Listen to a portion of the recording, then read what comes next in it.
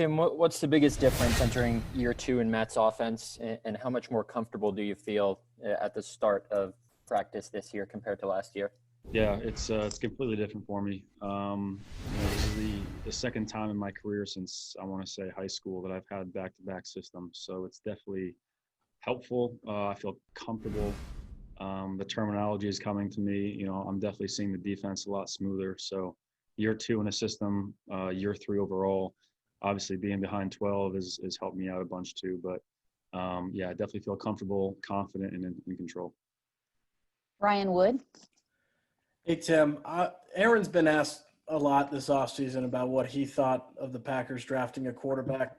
What did you think of the Packers drafting a quarterback? Because at least in the short term, you're going to be competing against Jordan for that backup spot. Yeah. Just to keep this short, I mean, I understand it's a business. I understand that they're always looking for the best player on the board. I understand that. And I'll give you guys the same answer I've been giving you guys for 2 years. It's not going to change my approach. I'm going to do what I can do to help the team and get myself ready to be the best player I can be and for the team. But drafting a quarterback in the first round, if anything, just gave me some extra motivation this offseason to get my mind right, get my body right, and come into training camp and attack it. Mark Daniels. Hey, Tim, can you hear me? I can. So, in a way, you're kind of insulated. How long is Aaron going to play? How soon is, Jordan going to take over? Does that kind of just allow you to just incubate and focus on doing your job better every day? Yeah, that's completely out of my control. So, like I keep telling you, I know it's boring. I kind of get bored of saying it, but I'm going to keep doing me and do what they ask me to do.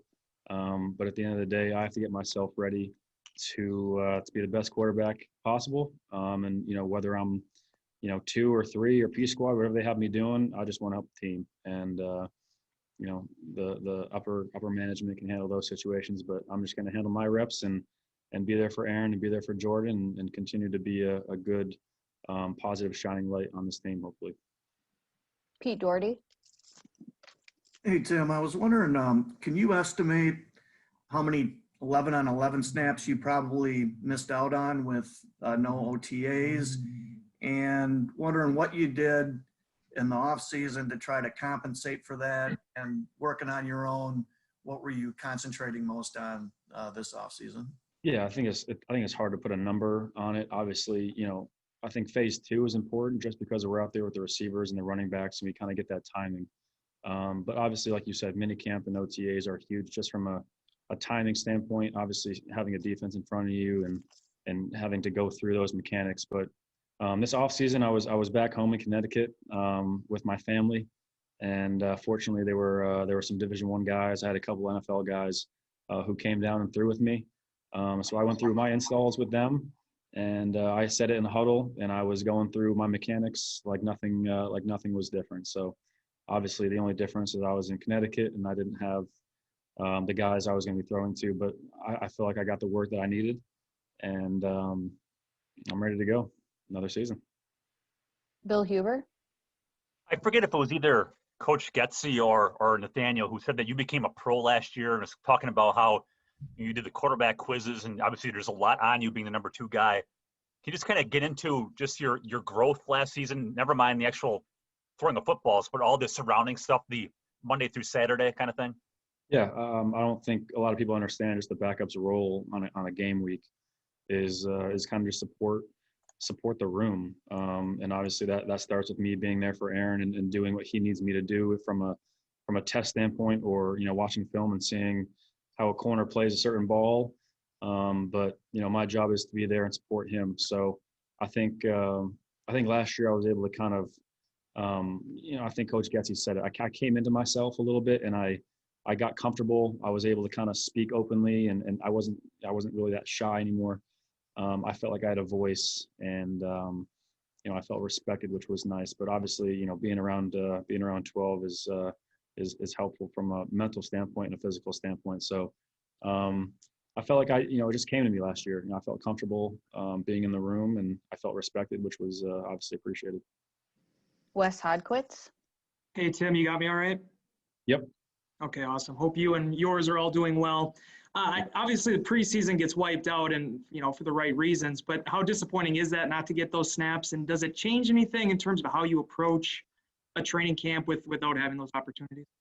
Yeah, I mean, if anything, I get to miss the fun reps that I get in preseason. I fortunately have had 2 good preseasons, so I look forward to those games.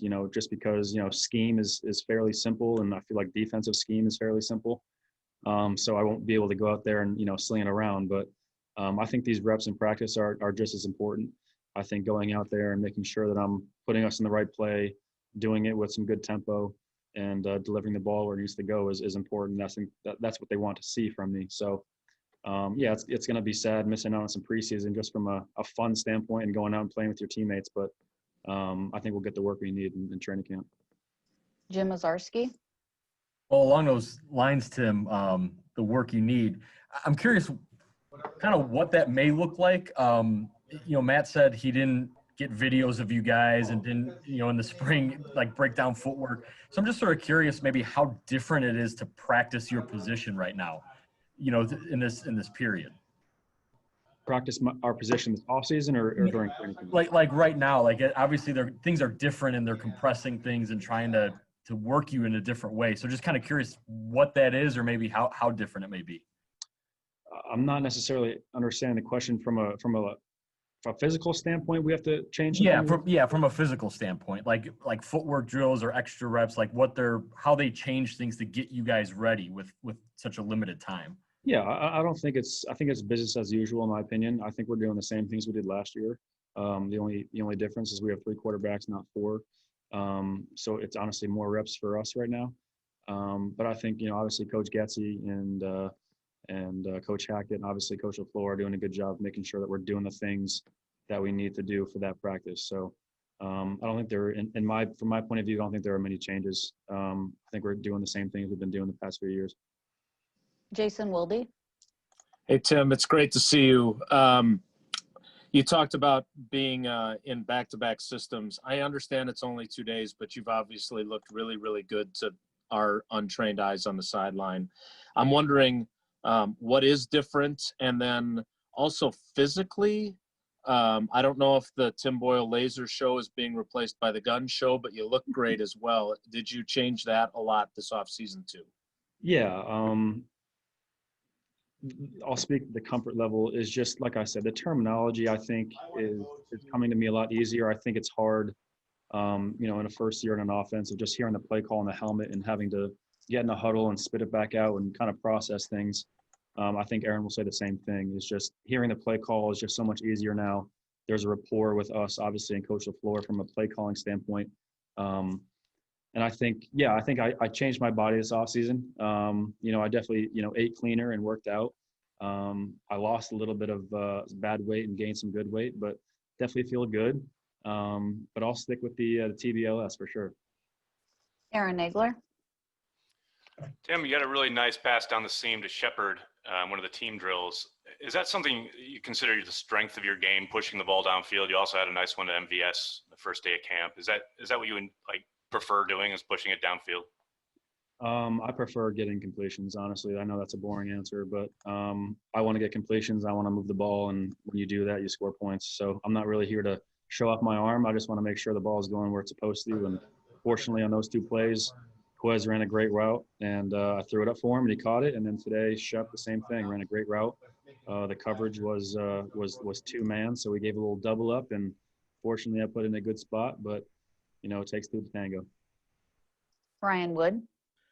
Tim, I was going to ask about that play as well. You talk about extra motivation. How good does it feel to open camp on Saturday with a ball like that to Quez? And is that just a byproduct of when you are more comfortable in the system, in the playbook, the arm, it's more natural to put the ball where you want to be because the head, where you're going with it? Yeah, I think the first part, I feel it was obviously nice to start off my camp with a nice long shot to Quez. I mean, there was an option on that play for him to sit it down or take it over the top, and pre-snap we were kind of on the same page, so I let it fly. But obviously, it's nice to kind of set the tone, not only for me but the team. And that was the first kind of long ball of preseason. I mean, of the training camp. But yeah, I think year 2 and the comfort level allows me to see things now, and it kind of it allows me to progress into the finer details that I saw pre-snap and Quez saw pre-snap. So I was able to, kind of come up, see it, and I threw it downfield. So there's not as much hesitation, I'd say. Matt Schneidman. This isn't going to sound like a serious question, but I promise it is. We've obviously seen you listen in to Aaron's interviews every Wednesday. Do you still rewatch his Zoom calls? Obviously, since that won't happen this year. Is that a fair question? When Aaron talks to you guys, when I go home at night, I watch him, and it's always nice to hear him. Like I told you guys, it's if you guys look up to someone in your profession and they're right there speaking and shedding some knowledge, you'd be a fool not to listen. That's still how I approach that one. Ryan Wing. Hey, Tim. Matt said the tempo between last year and this year is night and day. Is that just being more comfortable with the play calling for you guys? Yeah, I think that's 100%. Obviously defense is on year 3, but, offense going into a second year is so critical. There's not as much thinking. It's more reactionary. Guys are getting lined up right. There's not as much, hey, you got to go there. It's not as much teaching. So you're able to line up and kind of just react instead of think, which is obviously what you need when you want to play fast. Rob Domofsky. Hey, Tim, good to see you. If you're watching Rogers things, I hope you don't start using the same name that he does for me, but not there yet. Thanks. You mentioned the play calling just becoming smoother, more comfortable for you guys as quarterbacks, but what about the offense in general? Where has the offense, or where will it take a step in year 2 under Matt?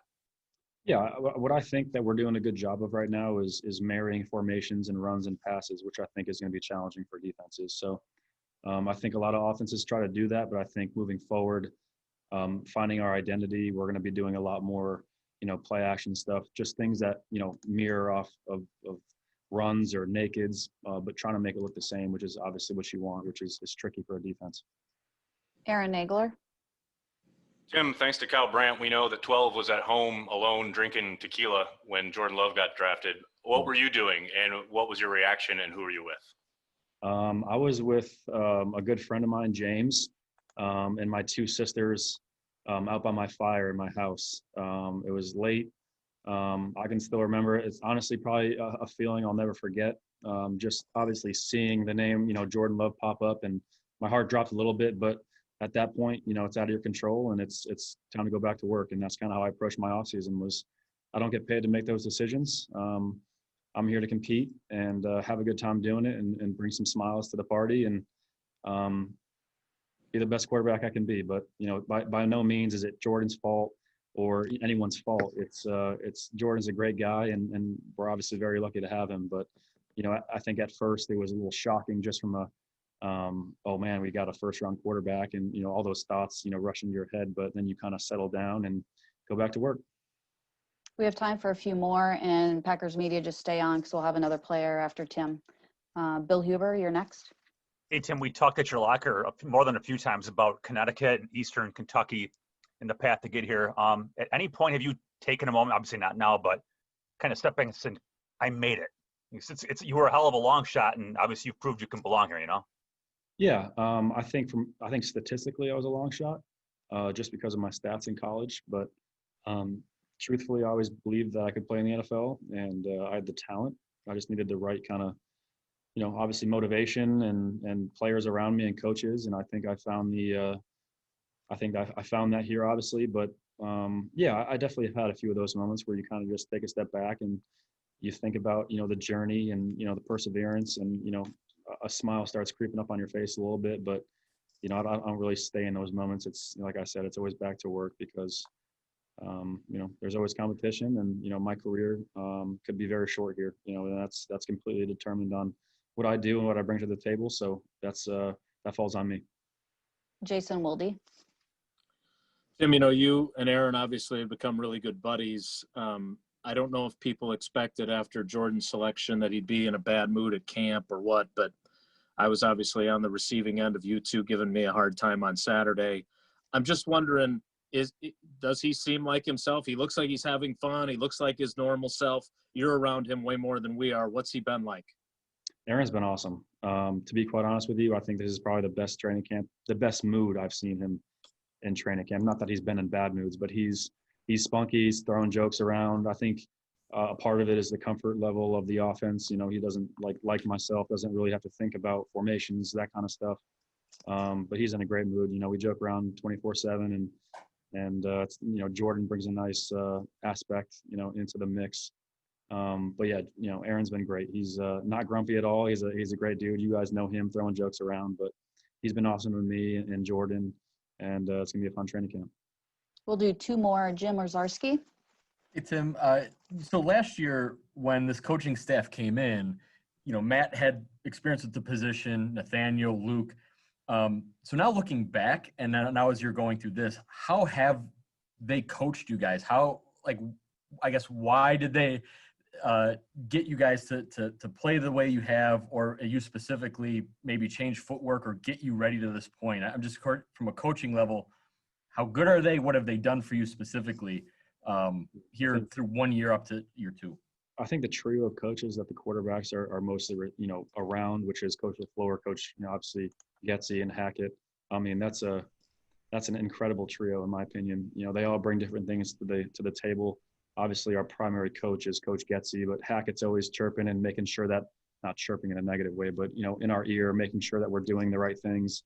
And then obviously you have Coach LaFleur, who's obviously big picture, making sure. There was a rep today where, he pulled me aside and told me what he wanted. So it's nice to have 3 guys having eyes on you so you can kind of be on the same page. But to be quite honest with you, my game has gone up very much so, being around those 3 guys, and obviously being around Aaron as well. But it's been a fun couple of years. But, obviously last year, like Coach Getsy said, I came into myself, and I'm definitely more comfortable, and I contribute that to those 3 coaches. Last question, Ryan Wood. So, Tim, you have this benefit of having the second straight year in the same system, but you obviously know what it's like to have to learn a new playbook and a new system. So you can imagine where Jordan is having to do that with a virtual offseason, with this truncated coming in mid-August and starting training camp. Just how difficult, how much work is cut out for him to get ready by September in case he's needed. How difficult is that? Yeah, it's difficult. I think with any new system, it's challenging. I think it's more challenging just coming from, college and having that system in your back pocket for, 3 or 4 years, and having a whole nother set of terminology. Obviously, Aaron's been through the ringer, so I think it was a little easier for him. And I've had a lot of offenses, so I actually had a system in place to learn an offense pretty quickly. But Jordan's done a good job. He invests the time that he needs to invest to learn the system.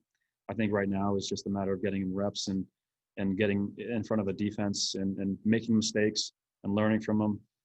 But he's definitely come a long way in just the few weeks we've been together. But I think the big thing right now is just the mental game of hearing the call, getting in the huddle, and seeing the defense. Physically, he's got the tools. I mean, he's got a very strong arm.